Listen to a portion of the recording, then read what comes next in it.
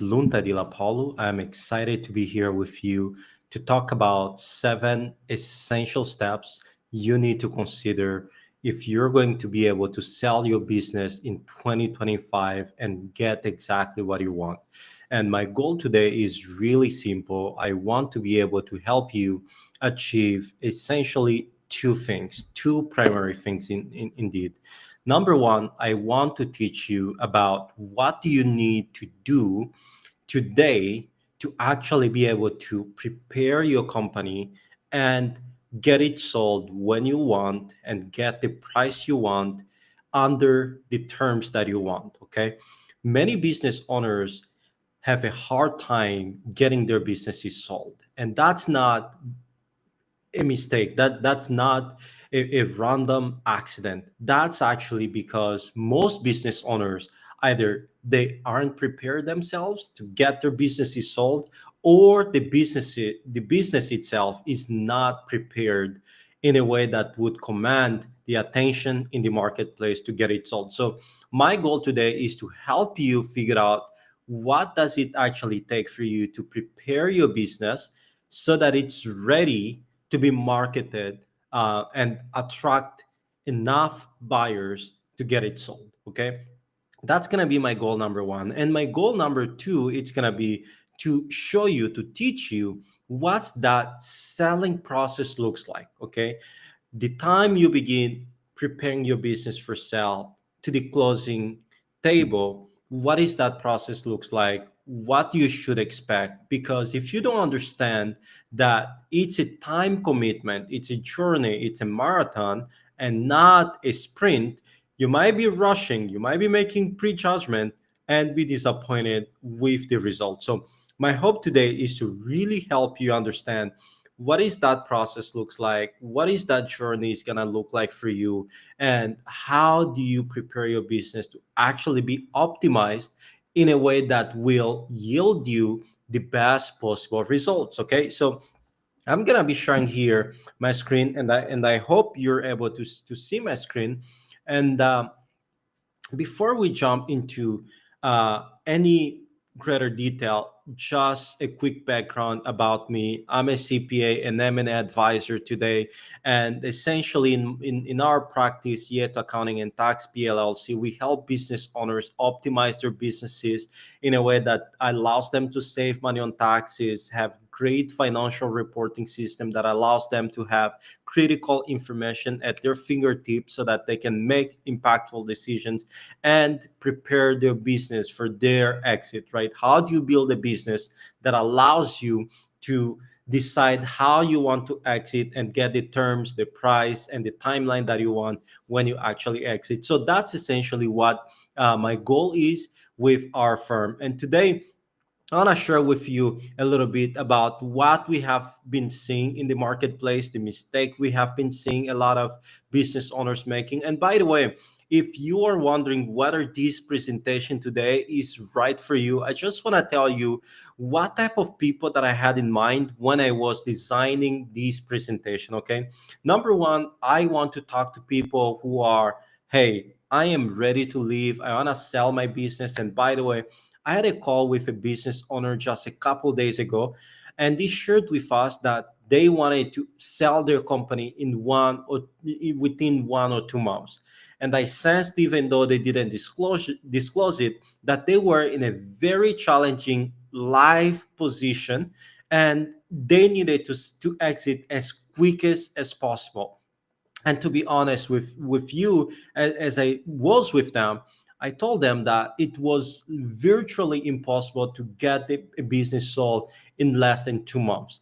I didn't know enough about the business to make that type of promise. Even if I knew uh, enough about the business, right? I am not gonna be the person who determines how the marketplace is actually gonna be moving, how what the response is going to look like. So if you're a business owner looking to exit maybe in the next 12 months or so, this presentation is going to be good for you because it's going to give you insights around what can you do from today forward to actually get your business ready for an exit. Okay, so That's gonna be number one, right? And what that selling process is gonna look like for you, so that you can be ready and prepared for that exit. Okay. And business owners number two that I'm gonna be talking to today is about business owners who are who just want a little bit more out of life. Maybe they don't want to sell, but they want to begin preparing their business for a foreseeable sell. Okay, for a foreseeable sell. And the third type of business owner that I want to spend time talking with today are business owners who still have a little bit of time, maybe 5 to 10 years down the road, and they want to build a legacy. They want to build a business that will allow them to exit under their own terms, under their own time, under their own possibly price as well, right? And we're going to give you insights around how do you actually navigate that process. How do you build a business having in mind what a potential business buyer looks for, so that you can simply do a reverse engineer on that, right? And the last type of business owners that I speak with today are the probably the large group of business owners who contact us, who we speak with almost every single day, right? Those are business owners who aren't ready for an exit, and their business is either ready for an exit. Okay. And they are scrambling to figure out what my life is going to look like, what's the next step forward for me, and can you help me to get my house in order. Okay, so we're gonna be spending a little bit of time around that. So but before we jump into the how, let's talk about the why. Why now? Why do you want to exit now? Or why do you think that you'll be exiting, right? We know, based on our experience and research in the marketplace, many people decide to exit. And by the way, when I say exit, right, there are several ways of exit, but largely we can think about an exit in terms of number one, passing the business to the next generation, your children, your sons and daughters, okay, or a relative.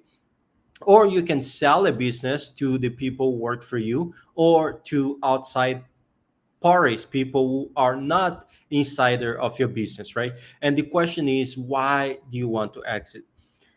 Very often we have had business owners seeking to exit because they were healed, or they were preparing to go through major surgery, and there wasn't any successor in place.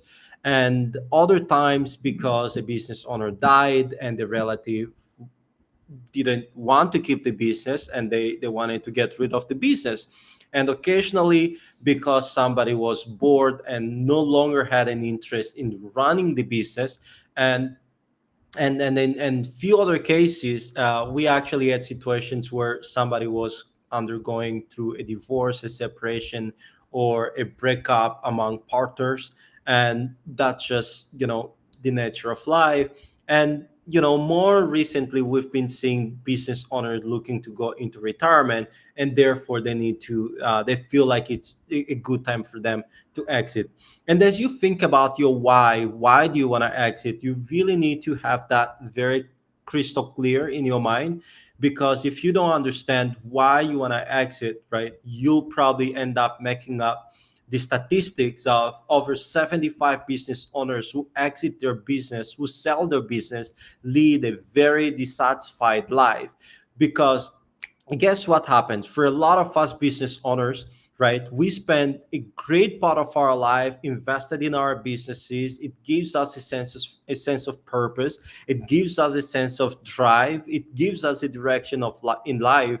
And when we're no longer involved running the business, right, in a way, some of us can feel empty, can feel unfulfilled, can feel directless. Therefore it's important to understand your why, right? Simon Sinek talks a lot about finding your why, and I believe it's really critical even in situations of exit planning.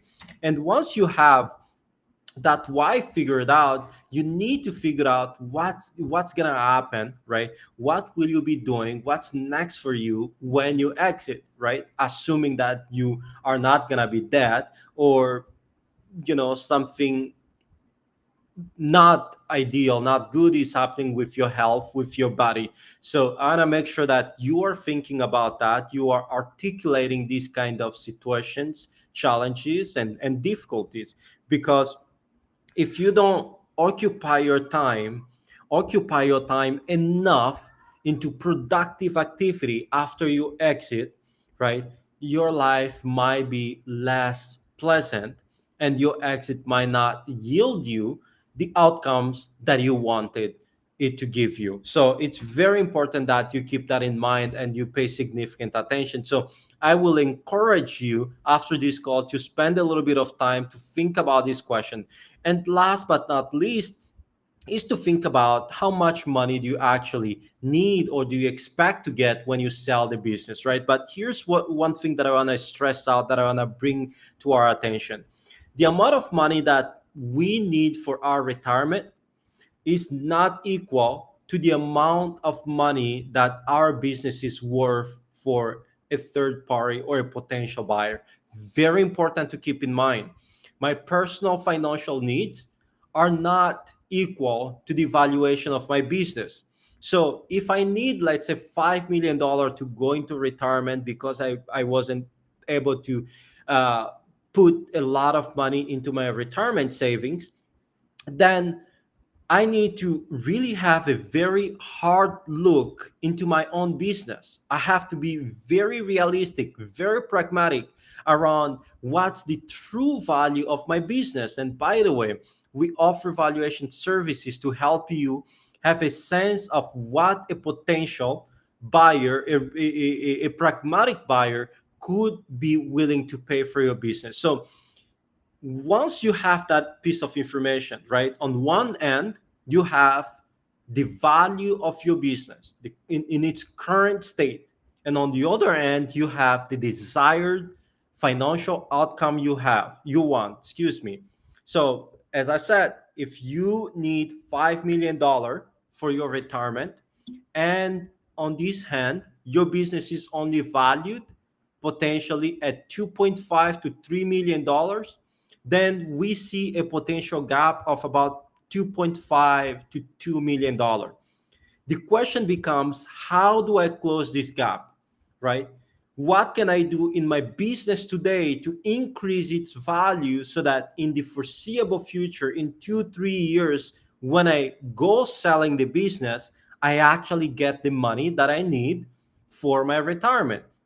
So very important question to keep in mind there. So I really want to encourage you, as a business owner, as a businessman, businesswoman, you really need to have a hard time, a hard look, and think about these questions really pragmatically. Okay, you have to to put the emotions aside, and if you need our help, we're here to help you. We're here to give you that unbiased perspective, to give you that sounding board, free of judgment, but to help you see things very clear. Probably not the same way you are thinking about currently. So, with that in mind, now it's a really good time to begin thinking about how do you prepare your business. But before we do that, I just want to let you know that I have written an ebook covering 7 exit mistakes that we've seen business owners making that cost them a fortune.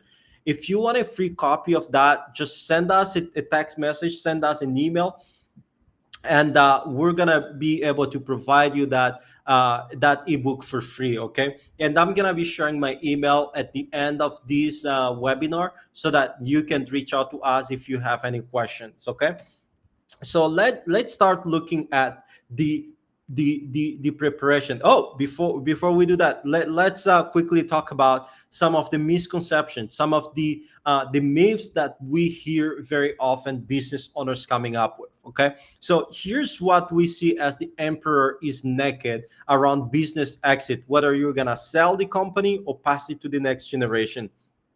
We've seen business owners telling us, hey, I don't need to plan for my exit because my son or my daughter will take over the business. And guess what? Very often, more often than not, unfortunately, this son, this daughter that the business owner is banking on to take over the business decides to move to a different state, decides that the business is not what they want to do the rest of their lives. And the business owner, the businessman or woman is left with the business on hand without knowing what to do with it next, right? And they start scrambling to find a solution for it. A similar situation is exactly with counting on a potential employee to take over the business. Last month, towards the end of January, right? I had a call with a businesswoman in Florida. They run a local IT service and they had a long tenure employee, and that employee was expected to take over the business to continue the legacy in the community. Guess what? That employee decided to retire sooner than the other was expecting, right? So things like that happen. The other myth that we often hear, among many, by the way, is that I can sell my business whenever I want, right? Nothing is more incorrect than that, because a business sell is not like going to the store and buying a cell phone. It's not like buying a piece of real estate. It's none of this, right? A business sell is a very complex transaction that involves a lot of professionals, that involve significant due diligence, unless you want to do it in the worst possible way and get the worst possible outcomes. Okay, but if you want to do it right and get optimal solutions and outcome, you really need to follow the process. And by the way, we're going to go through some of the elements of the process tonight. Okay, so I'm going to make sure that you are aware of these biases, okay, these emperor is naked situations, so that you don't fall in the same type of thinking, same type of fallacies. Okay, my goal is to help you avoid these kind of mistakes. So let's talk a little bit about what type of times or what kind of situation is undesirable for exit, and undesirable because they will cost you a fortune. Okay, they will cost you a fortune. It's not ideal to try to exit when you are under a family emergency. Maybe a health, you yourself have a healthcare situation, or somebody you love is undergoing a major healthcare situation. Okay, that's not a good time to try to sell. When you're going through a divorce is a bad time to sell. When you're looking to move into a different state, you are uh, essentially putting yourself into the categories of what, you know, in the market is considered a motivated seller, right? But in other words, a motivated seller is just a nicer way of saying this is a great opportunity for us to take advantage. And as somebody who is looking out for the best interest of business owners, okay, business sellers, it's my job to protect you, to help you avoid being in those kind of situations. I've seen business owners saying, I'll never sell, to be suddenly hit with a major life situation, and they start thinking about selling the business, and the business is not ready for sale, and therefore they end up selling at a fraction of what they could have received if they just took the time to plan about the possibility of selling, even though selling is not on their order of priorities. Okay, even if you're not gonna sell, my friend, I still encourage you to plan for various scenarios and prepare for them, so that you can get the best possible outcomes in the event anything out of your control takes place. So the second thing you need to avoid doing in terms of your exit is trying to sell the business when the business is at decline. We had a call recently with another businessman in Florida, if I recall correctly, and they are in the jewelry business. And their business for the past 20 years did a little over $1 million in revenue and over $300 to $400 in net income. The past 3 4 years, that business has been below $800,000 in revenue and below 100 excuse me below 200,000 in profit. What do you think it's going to happen if the business owner decides to sell this company, right? They're probably going to be getting almost half of what they could have sold the company at its peak, right? So an ideal situation would be to look at the business and figure out a way to go back to the days of glory so that they can get the best possible valuation. Okay, so another situations that you absolutely need to avoid in terms of trying to sell the company is when the economy is bad, when we are in a recession, when the economy is changing into a different cycle that is not necessarily ideal for your industry. So we gotta pay attention to that, because if we're not keeping track of this kind of situation, we might be left with completely bad situation.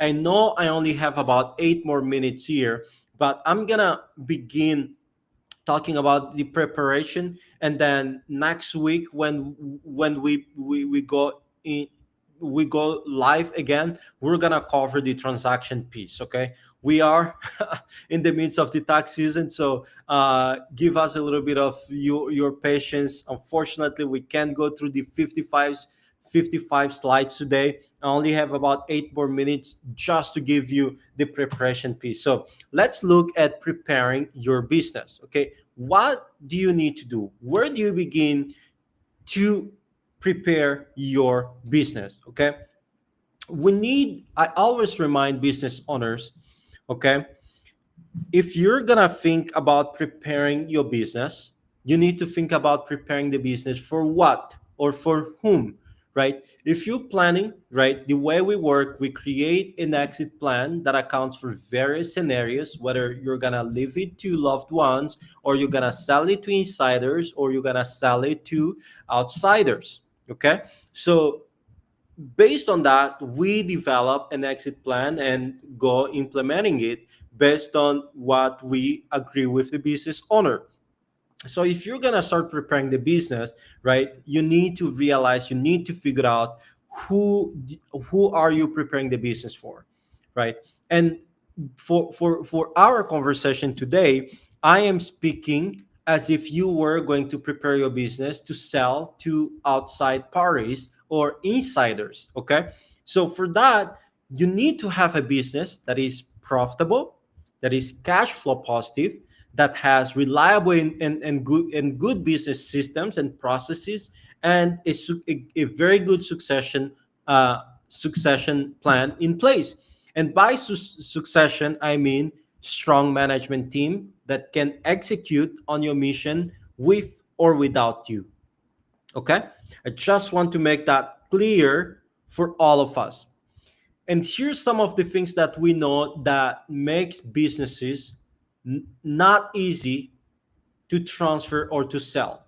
Things like businesses that are located in really remote areas, remote geographies with difficult access by clients or vendors or even potential new owners.